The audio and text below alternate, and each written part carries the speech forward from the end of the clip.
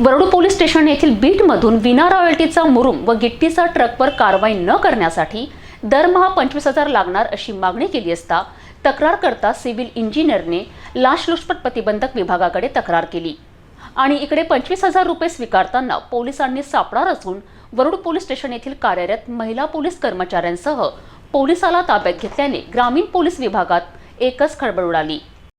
देशासह महाराष्ट्रात आणि अमरावती जिल्ह्यात सुद्धा लाच स्वीकारण्याच्या अनेक घटना घडत आहे आणि यासंबंधित तक्रार झाली तर अनेक कार्यालयातील कर्मचाऱ्यांना लाच स्वीकारताना लाचलुचपत प्रतिबंधक विभागाच्या अधिकाऱ्यांनी रंगेहात ताब्यात घेतले। अशीच धडक कारवाई वरुड येथे येथीलच 2 पोलीस कर्मचाऱ्यांना 25,000ची लाच घेताना अमरावती लाचलुचपत प्रतिबंधक विभागाने ताब्यात घेतले।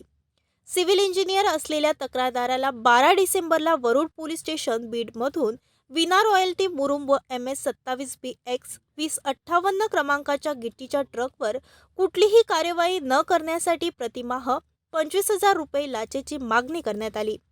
लाचेची मागणी वरुड पोलीस स्टेशनचे बीट अंमलदार जयश्री लांजेवार यांनी केल्याची लेखी तक्रार अमरावती लाचलुचपत प्रतिबंधक विभाग कार्यालयात करण्यात आली।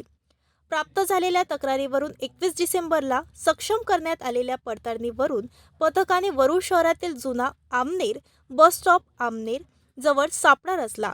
या ठिकाणी वरुड पोलीस स्टेशन येथे कार्यरत असलेल्या महिला पोलीस हवालदार सह पोलीस कर्मचारी 33 वर्षीय आरोपी आशिष श्रीकृष्णराव भुंते या दोघांना 25,000 रुपये घेताना ताब्यात घेऊन आरोपीविरुद्ध वरुड पोलीस स्टेशन येथे गुन्हा दाखल करण्यात आला।